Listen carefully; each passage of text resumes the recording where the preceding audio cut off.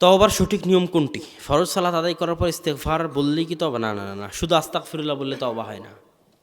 তওবা আলাদা জিনিস। তওবার কয়েকটা শর্ত আছে। আস্তাগফিরুল্লাহ আল্লাযী লা ইলাহা ইল্লা হুয়াল হাইয়ুল কাইয়ুম তো সবসময় বলবেন। এর জন্য আল্লাহ সাগীরা গুনাহ মাফ করতে থাকবে, কিন্তু কাবীরা গুনাহ তওবা ছাড়া মাফ হয় না। তওবার জন্য প্রস্তুতি লাগে, কয়েকটা প্রস্তুতি।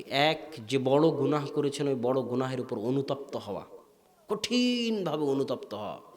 আপনি অনুতপ্তই হননি, এমনি বলতেছেন আস্তাগফিরুল্লাহ, এটা তওবা হলো না। ওই গুনাহের উপর, বড় গুনাহের উপর আপনি কঠিনভাবে অনুতপ্ত হবেন। দুই, মনে মনে সংকল্প করবেন এই গুনাহ আর কোনোদিন করব না বাবা, একবার ভুলবশত হয়ে গেছে, আর জীবনে কোনো দিন যেন এই বড় গুনাহ সংঘটিত না হয়। কথা কি বুঝতে পারছেন?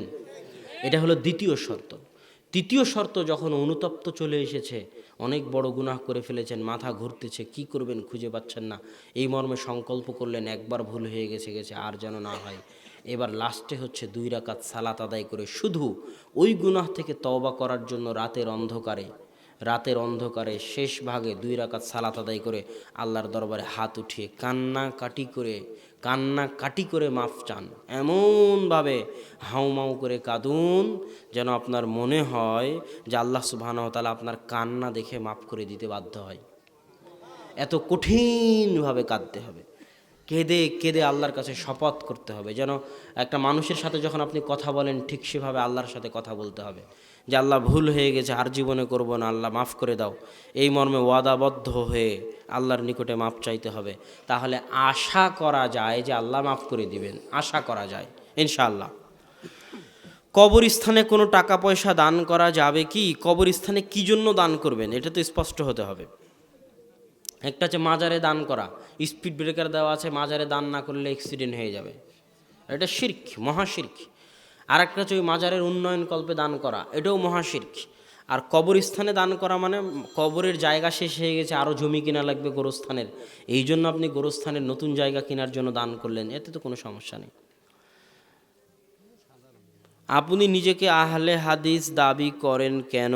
আল্লাহ তো কোরআনে কোনো জায়গায় বলেননি, বা কোনো সহি হাদিসেই তো দেওয়া নাই যে নিজেকে আহলে হাদিস দাবি করো। আমার প্রথম কথা হচ্ছে, মুসলিম বাদে নিজেকে অন্য কোনো পরিচয় দেওয়া জায়েজ না না জায়েজ? এটার উত্তর আপনারা দিবেন। মুসলিম বাদে মানে মুসলিম সহ মুসলিম নাম রেখে নিজের অন্য কোনো পরিচয় থাকতে পারে না? পারে না? আনসার কারা ছিল? মুসলমানেরাই ছিল, তাদের একটা পরিচয় মুসলমান, আর একটা পরিচয় কি?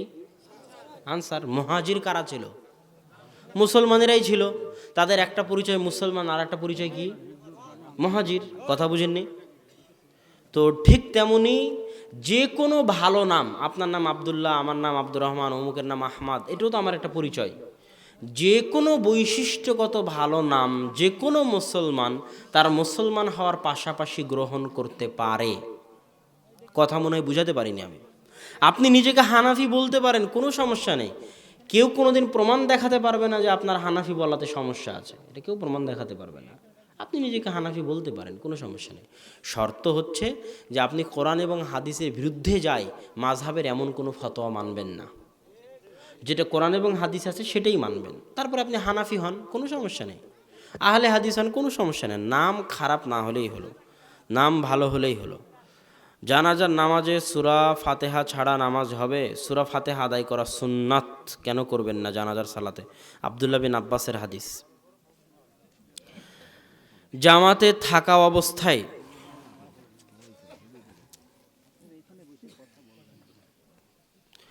বাম পায়ের বাম পা ডান পায়ের নিচ দিয়ে বের করে দিয়ে নিতম্বের উপর বসতে অসুবিধা হয়। আল্লাহ বলেছেন লা ইউকাল্লিফুল্লাহ, আল্লাহ সুবহানাহু ওয়া তাআলা ওই কাজ কারো উপর দেন না যে কাজ করার ক্ষমতা সাধ্য তার নেই। যদি খুবই কষ্ট হয়, করতে না পারেন তো করবেন না। আমার কোম্পানি আমার মাধ্যমে ডাক্তারদেরকে কি যেন লিখেছে অনারিয়াম বা টাকা দেয় ও ওষুধ লেখানোর জন্য। এই টাকা রীতে কাজ করা বিস্তারিত জানাবেন। এখন কথা হচ্ছে, কোম্পানি যদি স্বেচ্ছায় ডাক্তারকে পরামর্শ দেয় কোনো ওষুধ লেখার জন্য, আর সেই ওষুধে যদি কোনো ক্ষতি না থাকে বাস্তবিক যদি ওই ওষুধটা ওই কাজের হয়ে থাকে তাহলে কোম্পানি এই অর্থ ব্যবহার করতে পারে এবং সেটা আপনি দিতে পারেন। কিন্তু কথা হচ্ছে ওই অর্থ থেকে আপনি কিছু মেরে নিলেন, সেটার প্রশ্ন হতে পারে আলাদা। প্যান্ট ভাঁজ করে, আর যদি ওষুধের মধ্যে সমস্যা থাকে অথচ কোম্পানি জোর করে সে ওষুধ চালাতে চাচ্ছে, এটা আপনারা জানেন, তাহলে তখন এটা হারাম হবে। প্যান্ট ভাঁজ করে টাকনুর উপরে তুলে সালাত আদায় করা যাবে কি? প্যান্ট কেটে ফেলতে হবে, এভাবে ভাঁজ করা যাবে না। কেননা সব কিছু সালাতে তাসবিহ পাঠ করে। ইউসাব্বিহু লিল্লাহি মা ফিস সামাওয়াতি ওয়াল আরজ, আসমান জমিন এবং তার মাঝে যা কিছু আছে, এই মাইক, টেবিল, জামা কাপড়, পানির বোতল, মোবাইল, গাড়ি, ফ্রিজ, কাগজ, সব কিছু তাসবিহ পাঠ করে কার? বিশ্বাস হয় না? হয় না? না এমনি বললেন? বিশ্বাস হয়? আগুনের জীবন আছে? হ্যাঁ, আগুন তো একটা বস্তু, তাই না? সে আগুনকে আল্লাহ বললেন ইয়া রকুন ইবারদাম সালামান আলা ইব্রাহিম, আগুন ইব্রাহিমের জন্য ঠান্ডা হয়ে যাও।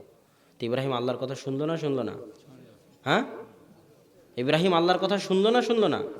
আগুন আল্লাহ সুবহানাহু তাআলার কথা শুনলো। অতএব আগুন বস্তু হওয়ার পরও আগুন আল্লাহর তাসবিহ পাঠ করে। সেরকমভাবে সবই আল্লাহর তাসবিহ পাঠ করে। আপনার ওই জড়ানো জামাও আল্লাহর তাসবিহ পাঠ করে, অতএব কেটে ফেলতে হবে, জড়িয়ে রাখা যাবে না।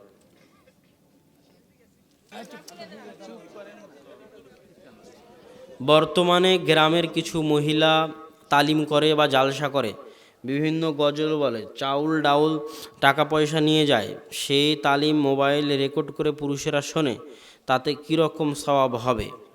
আজীব প্রশ্ন। প্রথম কথা হচ্ছে, মেয়েরা জালসা করার জন্য, তালিম করার জন্য এক জেলা থেকে আর এক জেলা সফর করতে পারবে না। আয়েশা রাদিয়াল্লাহু তাআলা আনহা কোনোদিন দাওয়াত দেওয়ার জন্য সফর করেছেন, এর প্রমাণ ইসলামের ইতিহাসে নাই। দাওয়াত মূলত ছেলেদের দেওয়া দায়িত্ব। দাওয়াতের জন্য সফর করা কাদের দায়িত্ব?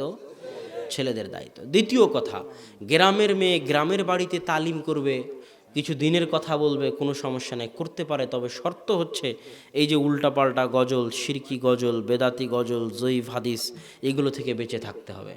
আবার সেই তালিম রেকর্ড করে পুরুষেরা শুনবে, এটারও কোনো সুযোগ নেই, এটাও চলবে না। হয়তো অনেকেই বলবেন যে আয়েশা রাদিয়াল্লাহু তাআলা আনহার নিকট থেকে সাহাবীরা হাদিস শুনতেন, সেটাকে আপনি কি বলবেন? অবশ্যই সাহাবীরা হাদিস শুনতেন।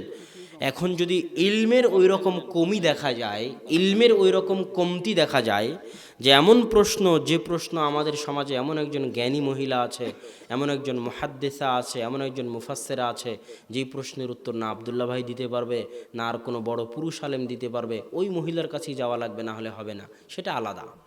যখন দিন নেওয়ার জন্য পুরুষদের রাস্তা খোলা আছে, তখন কোনো প্রয়োজন নেই।